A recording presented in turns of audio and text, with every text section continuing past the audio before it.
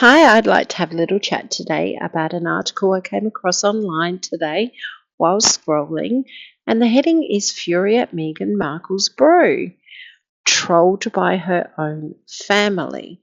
Now, when you read the article, what I find most intriguing is what's actually in the article about Thomas Markle Jr. and his YouTube channel, the things he says on there and the possible conspiracy theories or how he comes across as a comedian.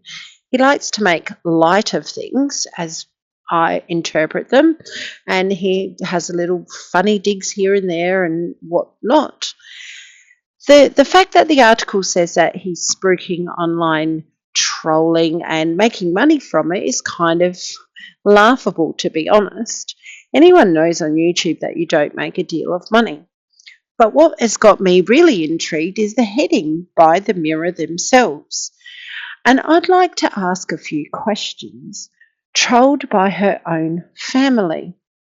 Now, if I remember correctly, while sitting on the couch there with Oprah, these two, Harry and Meghan, trolled the royal family, put out innuendos that they were racist and how hard their life was in the royal family and how she didn't fit in and everything else they said on Oprah. You can go and watch the series yourself. I'm sure it's still out there.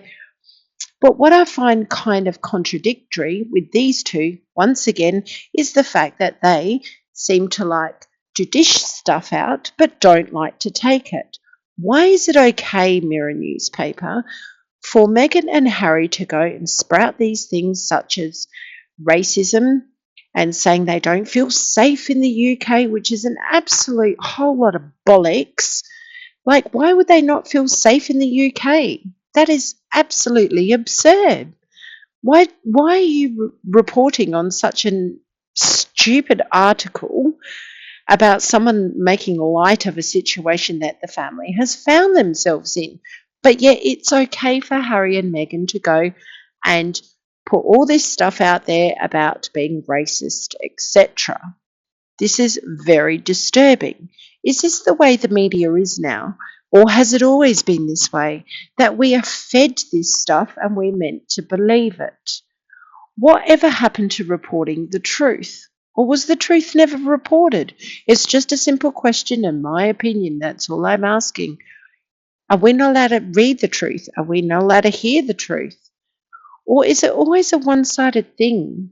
Can you answer that?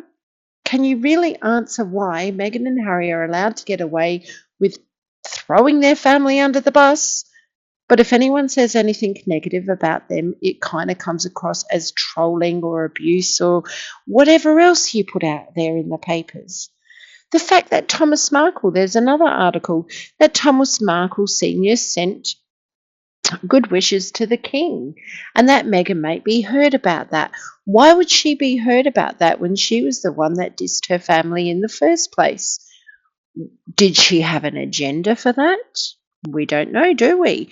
Because this duo here seems to continually contradict themselves. So we don't know what comes out of their mouth to be a lie or a truth.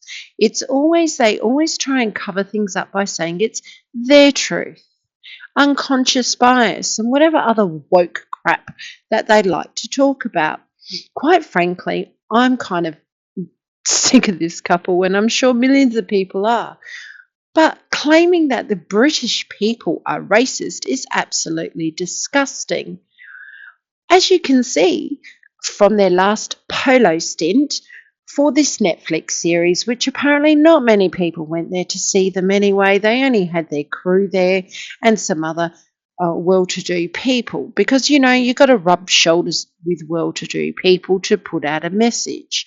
Why was the lady of colour pushed and pushed so she wouldn't be stood beside Harry? Why was she ushered to stand beside Meghan instead of Harry? Is it because she's a lady of colour? I'm kind of intrigued to know. Why was she so rude to that lady? Why could she not have just offered her a place next to Harry? How would that have harmed her? How would that have made the photo opportunity any different? I don't know.